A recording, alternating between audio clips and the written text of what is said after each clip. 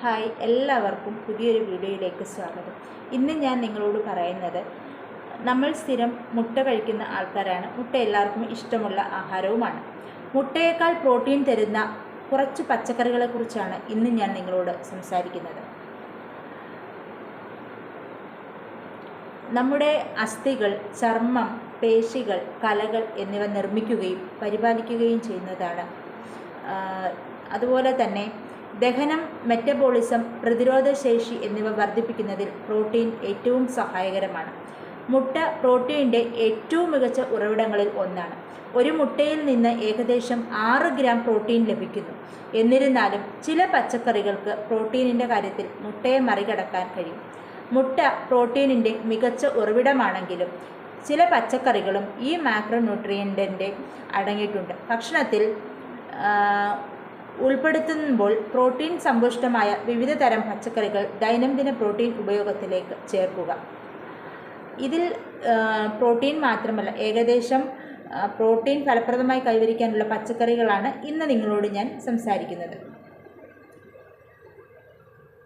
പ്രോട്ടീൻ്റെ മികച്ച ഉറവിടമാണ് എന്താണെന്ന് പറയുന്നത് മുരിങ്ങയും മുരിങ്ങയിലയുമൊക്കെ. അപ്പോൾ ഇതൊക്കെ നമ്മൾ ഒഴിവാക്കുന്ന പച്ചക്കറികളാണ് അല്ലേ? പ്രോട്ടീൻ ഫലപ്രദമായി കൈവരിക്കാൻ, അതിൻ്റെ ഉപഭോഗം വർദ്ധിപ്പിക്കാൻ ആഗ്രഹിക്കുന്നവരാണെങ്കിൽ ഭക്ഷണക്രമത്തിൽ ഇലക്കറികൾ, പച്ചക്കറികൾ എല്ലാം ഉൾപ്പെടുത്താവുന്നതാണ്. മുരിങ്ങയിലയും അതുപോലെ തന്നെ മുരിങ്ങയ്ക്കായും പ്രോട്ടീൻ കൊണ്ട് ഏറ്റവും സമ്പുഷ്ടമാണ്. 100 ഗ്രാമിൽ ഏകദേശം 9 ഗ്രാം പ്രോട്ടീൻ മുരിങ്ങയിലയിൽ അടങ്ങിയിട്ടുണ്ട്. ഇത് സസ്യാധിഷ്ഠിത പ്രോട്ടീൻ സ്രോതസ്സുകളിൽ മികച്ച ഒന്നാണ്. ദക്ഷിണേന്ത്യൻ സാമ്പാർ, കറികൾ, വറുത്തത് എന്നിവയിൽ ഇവ സാധാരണയായി ഉപയോഗിക്കുന്നു.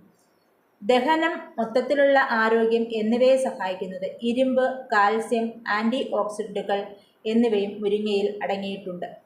കൂടാതെ അധിക വൈറ്റമിനുകളും ധാതുക്കളും ആൻറ്റി ഓക്സിഡൻറ്റുകളും ഇവ നൽകുന്നു.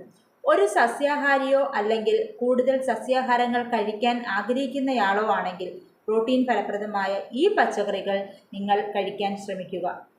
ഈ വീഡിയോ നിങ്ങൾക്ക് ഇഷ്ടമായെങ്കിൽ എല്ലാവരും ലൈക്ക് ചെയ്യുക, സപ്പോർട്ട് ചെയ്യുക, കമൻറ്റ് ചെയ്യുക, സബ്സ്ക്രൈബ് ചെയ്യുക. Thank you.